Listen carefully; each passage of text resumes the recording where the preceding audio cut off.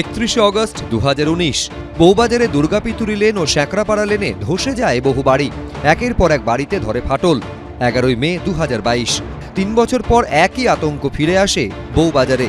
সুড়ঙ্গে কাজ চলাকালীন ফাটল ধরে দুর্গাপিতুরি লেনের একাধিক বাড়িতে। 5 সেপ্টেম্বর 2024 দ্বিতীয় বিপর্যয় কাটিয়ে ওঠার আগেই ধেয়ে আসে তৃতীয় বিপর্যয়। নির্মীয়মান টানেলের দেওয়াল ফেটে ঢুকতে শুরু করে জল।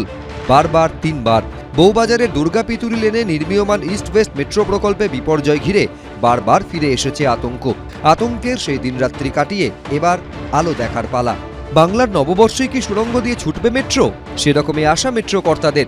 কেএমআরসিএল এর তরফে জানানো হচ্ছে এই মুহূর্তে মূল নির্মাণ কাজ একেবারে সম্পূর্ণ হয়েছে, আর মেট্রোর কাজের জন্য কোনো রকম বিপজ্জনক কিছু ঘটার আশঙ্কা নেই।